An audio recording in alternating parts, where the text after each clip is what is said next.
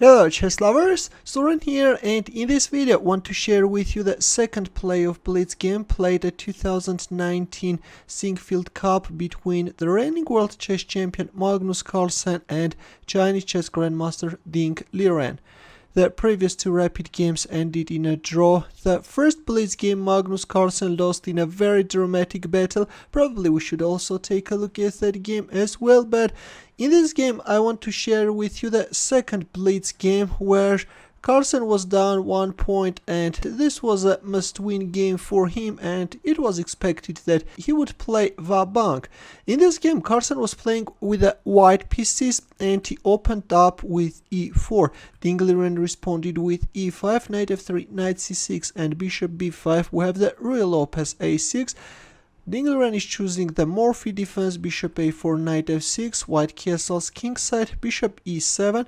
In here the most popular move is rook e1, but in our game we have d3, b5 by Liren. These closed variations are very well analyzed, but we will see that very quickly the players would deviate from the main lines. Knight a5 by Liren, bishop c2, c5, d4, c takes d4, c takes d4, black castles kingside, h3, rook e8, d5.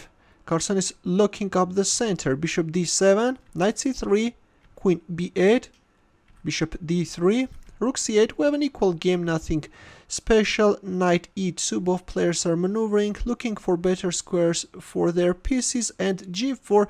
Yes, a very aggressive approach by Carlsen. This is somewhat weakening his king side, and later this will play a very important role in the game, but meanwhile he plays va-bank and chooses this risky g4 move, knight c5, knight g3. Well, this is a somewhat strange decision because Carlsen is allowing black to win his light squared bishop. Right now the center is closed, Carlsen is giving it up, but later black would start successfully make use of the weaknesses of the white squares. b4 is on the board with bishop b5 threat, and once this white light squared bishop is absent, black bishop will now get very active. Queen b5, as Liren was leading in score, he's offering the exchange of queens, but of course Carlsen is rejecting. We have queen d1, rook c7. Liren is preparing to double up his rooks on the c file, and I really like his position. You know, knight d2, g6 by Liren, though a move like queen d3 followed by bishop b5 looks more active, but in our game we have g6, b3. Carlsen wants to put his knight on c4, queen b7, knight c4. Meanwhile, the bishop is coming on f1, a6 diagonal, knight a5, queen b8, queen d2, rook c3. At this point already it's not quite clear how can white proceed with the game. That's why Carlsen is choosing a3, trying to create some counterplay. B takes a3 and knight c6. Well, all the time Carlsen is trying to make the position complex. Now in here Liren spent 45 seconds, and this was actually a crucial moment. He was trying to figure out how is he going to capture on c6. At this point he should decide to give up the exchange. He can capture either with both rooks or with a bishop, and he chose bishop takes c6, queen takes c3, bishop takes d5, and now against the rook black is getting a piece and a bishop and 2 pawns. Queen a5, bishop takes e4. Black managed to open up the long diagonal, and now he will successfully exploit the weakness of the diagonal.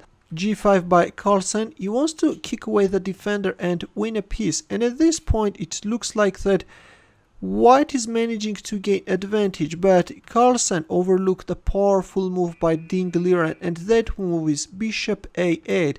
With this move Liren wants to support his queen from behind with a bishop. Now if you win the knight, then queen b7 is coming and black is threatening checkmate in 1. A brilliant idea, right? If king f1, then bishop d8 can be played, and then black can start giving a perpetual check. And this is what Liren wanted. By the way, you can't play a move like queen d2 because of this queen d5 check, and once the rook is also joining the attack, you can get checkmated. That's why all you can do is to move his king from f1 to e2 and repeat the moves. But after bishop a8, Carlsen chose queen takes a6. With this move, he's avoiding a perpetual check. Knight d5 by Liren, bishop a7, queen c7, rook c1, and queen takes c1. Liren is exchanging his queen with two rooks, though bishop c6 is also playable, but he goes for queen takes c1, rook takes c1, rook takes c1 check, king h2, bishop c6, queen takes a3, bishop takes g5. Queen takes d6. Well, this is already a mistake, after which white's position goes down quickly. Knight e2 could have been better in order not to allow any bishop f4 moves. If rook e1, then queen takes d6. But in our game we have queen takes d6 straight away, to which Liren responded with bishop f4, pinned the knight, and to Carlsen's bishop c5 move, with which Carlsen is threatening checkmate in one. Liren responded with an absolutely staggering knight e7. He's covering the diagonal and at the same time is opening up the light squared bishop's diagonal with a mating thread. Just no defense for white. All white can do is to give away his queen. That's why, understanding that his position is hopeless, Magnus Carlsen resigned and Liren won the 2019 Sinquefield Cup. Carlsen gave Ding 2 handshakes, one for the game and, after standing up, one more for the tournament. What is interesting, I have to tell you that Carlsen hadn't lost a single playoff since his candidates match with Levon Aronian in 2007. Since then he played 10 tiebreaks and won all 10.